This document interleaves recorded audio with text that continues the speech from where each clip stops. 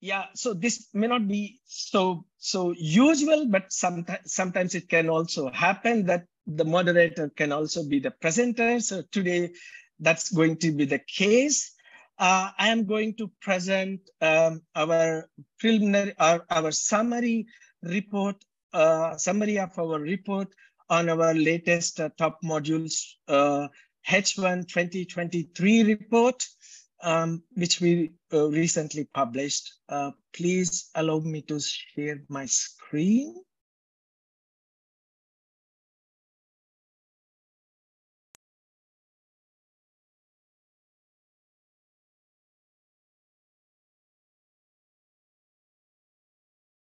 Okay, can you see my screen? I think yes, right.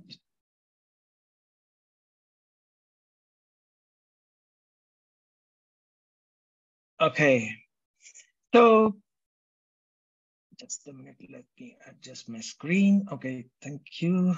Okay, so the title of my presentation is Global Module Trends in first half of this year, which is 2023, which is essentially a summary of our analysis on top modules feature for the first of this year. We have also published a report with our analysis. As usual, before going into the main topic of my presentation, I would like to take this opportunity to provide brief introduction of our company. We are actually two companies and we have two platforms. TaiyangNews is an open platform. Here we publish reports on advanced PV technologies, and we also publish market surveys on various production equipment and process consumables. TaiyangNews' differentiation is that it is an open platform. That means all the publications can be accessed for free. And Mishko is our consulting arm, through which we provide services for a fee. Our services include communication strategy development, technical research, and market intelligence. With consulting services, we go much deeper into the specific topics. And I also want to bring to your notice that we have also started a price index in cooperation with China's consulting firm GESI. As you can see, we list the prices of important solar components starting from silicon, then vapor, cells, modules, and also the important consumable glass. So the prices are published on our website on weekly basis. So if you are not aware, please visit our website from time to time to really know what's really happening with the module component prices. So as I mentioned earlier, my today's presentation is a summary of analysis of our top modules feature. After all, module is an end product where all the advancements have to be reflected, and TaiyangNews has started the top module feature from the beginning of the last year. The feature is about listing modules with top efficiencies. The idea behind it was to make a rewarding list for technically advanced module products, and of course, educate the segment. So we update the list on monthly basis and publish on our website in the top modules section. We actually publish also a little video with our top modules listing, so showing really the graph and how the efficiencies have changed, and also a little animation with the table. So I think so far we have published 18 editions of top modules feature. So the key topics I'm going to cover today are methodology of the qualification criteria, how the list has grown in terms of companies and products, how the efficiency has progressed, and also with respect to cell technologies, power trends, and finally a conclusion. So before going to the details, here is some background on the methodology. So the key selection criteria is the first benchmark is efficiency, which is 21.5%. And we only list products with efficiencies of 21.5% or above. And we only list the commercially available modules. So for us, commercially modules means the complete data sheet should be available on the company's website and must be available for purchase. So we don't just take announcements into consideration, and we also do a little bit of background check if the product is really available. And so we only take one top module from each cell technology stream for one module maker. So for example, if the company is offering two different product streams based on PERC technology that have more than 21.5% efficiency, then only the products with higher efficiency is included into the list. But for example, if the module maker is offering products based on PERC and TOPCon that have the efficiency of 21.5% or above, then both are included in the list. And we only list the products from integrated cell and module makers, meaning we will not include the modules built with extremely externally sourced cells. So, but again, the key here is to have the product commercially available. So going into the analysis part, here we looked at the products and suppliers numbers. So the number of products have been increasing steadily from 15 in January 2022 here to 34 by the end of this year. And then the product count has increased to 38 by June this year. What I can say is there is an increased emphasis on efficiency. This is indicated by the number of companies increased from 15 to 23 and then 25 in the first half of this year. And you can see the number of companies are offering such products are not the same as the product count. So that means more and more companies are offering more than one technology. One disclaimer I want to make here is, though the graphs show the data from the last 18 months, today I will only focus on the first half of this year. So here is the top 3 efficiency rankings, what we found in the first half. It is really interesting that the highest module efficiency has only increased by 0.1% absolute from 22.7 to 22.8% over the course of this one complete year, the last year. And but the last 6 months have really been very phenomenal. China's leading cell maker, Aiko, not only ventured into the module business, but its ABC module series based on back contact cell architecture, rated with an efficiency of 23.6%, which has the highest among the commercially available modules. So this actually happened in March, and then again, Aiko has broke its own record and went up to 24% in the month of June, again with the same ABC module series. So as a result, Longi and Maxion, which were really the topper at the beginning of the year, that were pushed down to number 2. And then in the month of April, Longi has introduced a 23.2% product, that again pushed Maxion to 3rd rank. And this is the status as of June.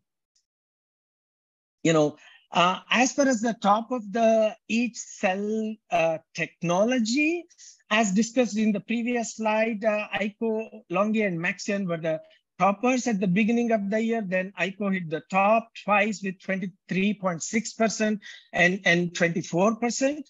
And as far as the TOPCon, Aiko Solar, which was at the top at 23.65% at the beginning of the year, actually kind of retained. And with the PERC, there were only 3 companies, Canadian Solar, Longi and Ryzen at the start of this year, which were offering 21.7% PERC modules, which was the highest. And then the number keep on increasing. So to be specific, the Solar and Tongwei joined the stream. And like the TOPCon, Huasan is the leader of the heterojunction segment with an efficiency of 22.53%. One note to IT, if I'm really overstepping on my time, please remind me.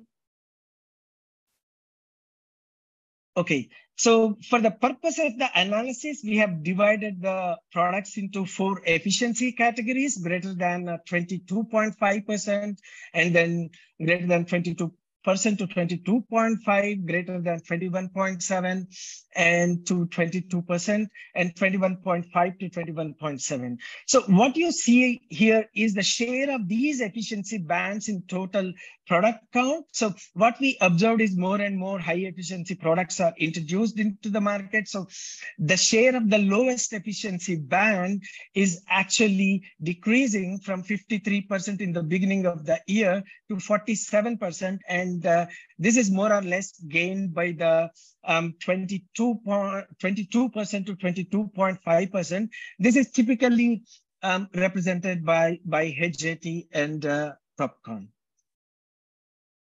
So coming to the details of the products in different efficiency band, starting with the greater than 22.5%, there were 4 products in the beginning of the year. So Longi, Maxion, Aiko Solar, and Huasan. And then since March, Aiko obviously added to the list.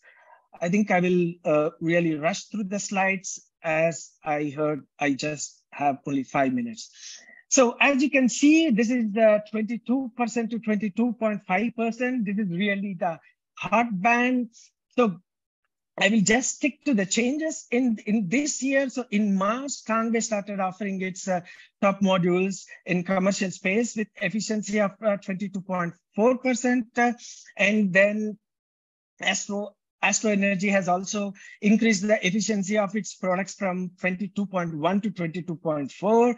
Canadian Solar also joined the club with a 22.3% efficiency. And in April, there was again change, JA and Tongwei. They have increased the efficiency to 22.5%. Then Das Solar has also increased to 22.3%. Trina Solar, and I mean, there are several changes, and you can really see the list, our report, you will see much more detailed analysis. So as I said, the efficiency band has, this 21.7 to 22% has the lowest representation in the efficiency band. So in the beginning of the year, there were 3 products. These were Q-Cells, Trina, and Meyer Burger. But then Q-Cells product was not listed in June, so it is off the radar right now. And Trina Solar has increased its efficiency, so that's why it's not featured here, which made Meyer Burger as the only product in this category.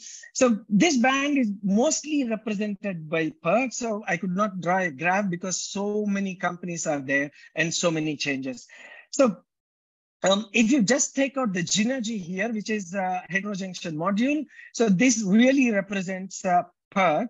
And what's really interesting here is more and more companies are going towards the upper limit of the upper limit of the PERC. So the lower limit of 21.5% has a reduced representation. So right now only Q-Cells has that.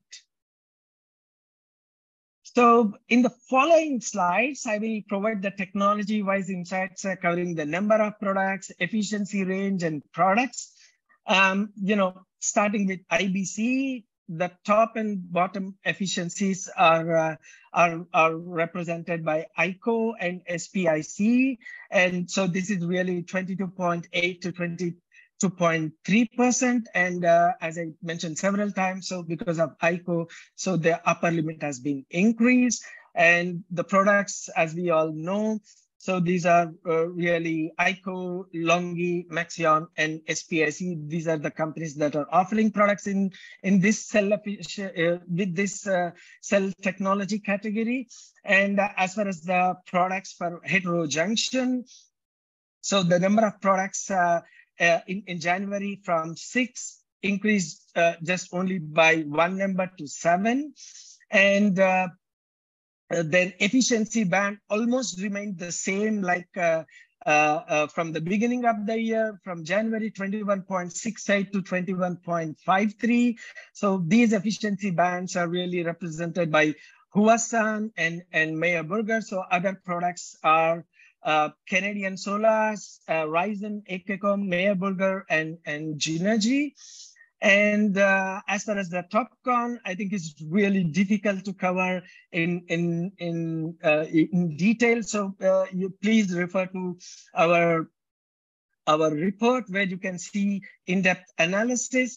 So I really also skip the PERC part. So I think it's more or less the same analysis, what I said for 21.5%. So since I'm running out of time, I will quickly summarize this slide on the power rating. So it's really evident from the power analysis that PERC was not able to support the power ratings beyond 670 watt for the standard module sizes, and heterojunction and TOPCon are really only cell technologies that can lead up to 700 watt module powers. So the TOPCon, the top power ratings are really headed by Huasan and Ryzen with 700 watt heterojunction. And then we have Aiko, which is also represented by 690 watt heterojunction. And then Iging is 685 with TOPCon. When it comes to the top power in each of the cell technologies, taking into account of the first half of this year alone, heterojunction is topping with 700 watt module offered by Huasan, just a repetition, and this is followed by 685 watt TOPCon product from Iging. Again, this is what also we saw in the previous slide.